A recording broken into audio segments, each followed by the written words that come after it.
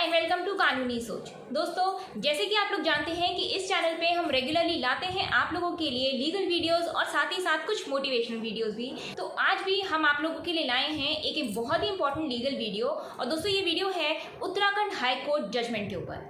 ये जजमेंट है दोस्तों डाइवोर्स के ऊपर। इसमें हस्बैंड की फेवर में डिक्री पास की गई on the basis of cruelty. यहाँ पे हाई कोर्ट ने ये कहा कि मेंटल क्रूएल्टी बराबर होती है फिजिकल क्रूएल्टी के। तो इसके बिहाफ पर, क्रूएल्टी के बिहाफ पर हस्बैंड को डाइवोर्स की डिक्री दी गई। तो इस जजमेंट में दोस्तों हम इस केस के सारे फैक्ट्स डिस्कस करेंगे। अगर आपकी केस की परिस्थितियां भी इस केस से मैच करती हैं तो आप इस जजमेंट का पूरा लाभ उठा सकते हैं। अगर आप डाइवोर्स लेने की सोच रहे हैं on the basis of cruelty तो आपके लिए ये वीडियो काफ़ी हेल्पफुल रहेगा। तो दोस्तों, इस वीडियो को बिल्कुल भी मिस मत कीजिएगा, स्किप मत कीजिएगा, क्योंकि इसका कोई ना कोई पॉइंट आप नहीं जानते कि कब और कहाँ काम आ जाए। दोस्तों, वीडियो शुरू करने से पहले कहना चाहूँगी, अगर आप हमारे चैनल पे नए हैं, पहली बार आ रहे हैं और अब तक सब्सक्राइब नहीं किया है तो काइंडली सब्सक्राइब कर लें और नोटिफिकेशन बेल पे ज़रूर क्लिक कर लें, क्योंकि हम रोज़ाना आपके लिए ऐसी इंपॉर्टेंट वीडियोज़ लाते रहते हैं। तो दोस्तों, बिना देर करे शुरू करते हैं आज के इस इम्पॉर्टेंट जजमेंट को। दोस्तों, ये जो उत्तराखंड हाई कोर्ट का जजमेंट है, इस केस में हस्बैंड वाइफ की शादी हुई, उनके 2 बच्चे हुए। उसके बाद हस्बैंड का ये कहना था कि उसकी वाइफ का बिहेवियर कुछ दिनों से काफ़ी चेंज हो गया था और उसने जो है डाइवोर्स की पिटीशन डाल दी under section 13 of Hindu marriage act.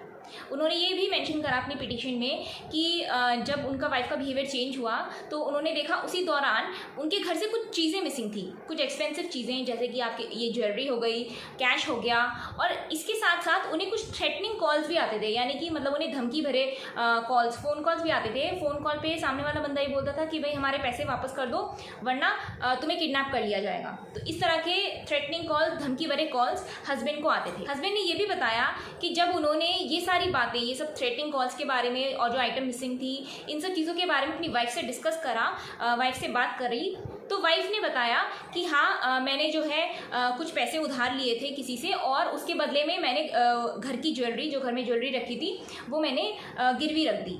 वो पैसे वाइफ के द्वारा खर्च हो गए थे और अब वो लोग जिनसे वाइफ ने पैसे उधार लिए थे वो लोग जो है अपना पैसा वापस मांग रहे थे। हस्बैंड को जो फ़ोन कॉल्स आ रही थी वो लोग कर रहे थे जिनसे वाइफ ने पैसे उधार लिए थे। तो ये सारी बातें वाइफ ने एक्सेप्ट करी। फिर पंचायत बुलाई गई और पंचायत में ये सब चीज़ें, ये सब केस जब डिस्कस हुआ तो वाइफ ने अपनी गलती वहाँ रिटर्न में एक्सेप्ट करी, अपनी गलती मानी, और उसके बाद हस्बैंड ने कोर्ट में डाइवोर्स के लिए अप्लाई कर दिया अंडर सेक्शन 13।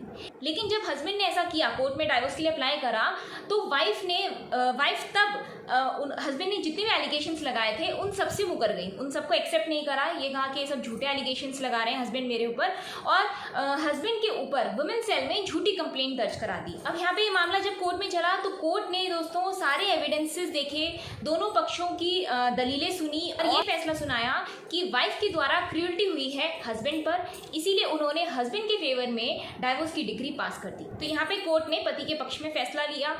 अब इसके अपील में इसको अपोज करने के लिए, इस फैसले को अपोज करने के लिए वाइफ गई high court, Uttarakhand high court में। उत्तराखंड हाई कोर्ट में भी वाइफ की अपील को रिजेक्ट कर दिया गया, खारिज कर दिया गया, और ये कहा गया कि जो मेंटल क्रूएल्टी है वो फिजिकल क्रूएल्टी के ही बराबर मानी जाती है। और साथ ही साथ ये भी कहा कि इस केस में वाइफ के द्वारा हस्बैंड पर बहुत बार मेंटल क्रूएल्टी की गई है, बहुत बार उन्होंने मिसबिहेव करा है, तो इसलिए जो है यहाँ पे हस्बैंड के फेवर में ही फैसला रहा। जो लोअर कोर्ट ने पास किया था डिग्री, उसको हाई कोर्ट ने चेंज नहीं करा। दोस्तों, जनरली जब भी हम डाइवोर्स के लिए जाते हैं और हमें कोई ग्राउंड नहीं मिलता है तो हम क्रूएल्टी को चुनते हैं। अब ये जो ग्राउंड है क्रूएल्टी, ये लेडीज़ के लिए प्रूफ करने में बहुत आसान रहता है कि हाँ भाई हस्बैंड के द्वारा वाइफ पर क्रूएल्टी हुई, इसे जल्दी से कोर्ट एक्सेप्ट कर लेती है।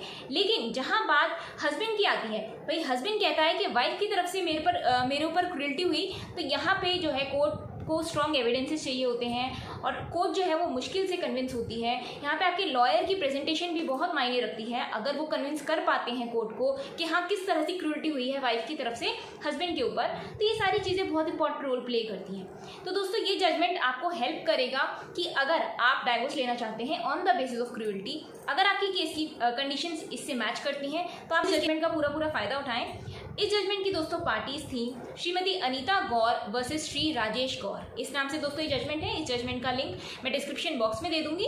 अगर आप चाहें तो इस जजमेंट को पढ़कर डाउनलोड करके इसे अपनी पिटीशन में यूज़ कर सकते हैं। ध्यान रखिए दोस्तों, जो भी जजमेंट आप यूज़ कर रहे हैं अपनी पिटीशन में, उस केस की कंडीशंस आपके केस की कंडीशन से मिलती जुलती होनी चाहिए, वरना आपको उस जजमेंट का फ़ायदा नहीं मिलेगा। कोर्ट उसको इतना कंसिडर नहीं करेगी। तो जब भी आप जो भी अपने केस में कंडीशन जजमेंट यूज़ कर रहे हैं, उसमें ये बात ज़रूर ध्यान रखें। और दोस्तों आपको मैं एक बात और बता दूं कि कभी भी ओवर कॉन्फिडेंट ना हो कि हाँ भाई मैंने जजमेंट ये यूज़ कर रहा हूँ तो मैं जीत ही जाऊँगा या जीत ही जाऊँगी, क्योंकि ये कोर्ट डिसाइड करेगी कि हाँ आपकी केस की कंडीशन और इस केस की जजमेंट जो आप लगा रहे हैं इस केस की कंडीशन मैच करती है या नहीं करती है। अगर कोर्ट को लगेगा कि हाँ आप सही हैं तो ही आपके फेवर में फैसला होगा या उस जजमेंट का आपको कुछ फ़ायदा मिलेगा, वरना ये भी हो सकता है कि कोर्ट उस जजमेंट को कंसिडर ना करे। तो इसलिए आपको बहुत सोच समझ के स्टेप लेना है। माइंड में ये चीज़ क्लियर करके रखें कि हाँ भाई ऐसा हो भी सकता है और ऐसा नहीं भी हो सकता है। तो जब भी आप कोई जजमेंट यूज़ कर रहे हैं तो ये बातें आपको माइंड में रखनी चाहिए। तो दोस्तों इस वीडियो में इतना ही। मिलेंगे अगली वीडियो में किसी और नए लीगल टॉपिक या लीगल जजमेंट के साथ। अगर ये वीडियो आपको अच्छी लगी हो तो इसे लाइक और शेयर जरूर कीजिएगा।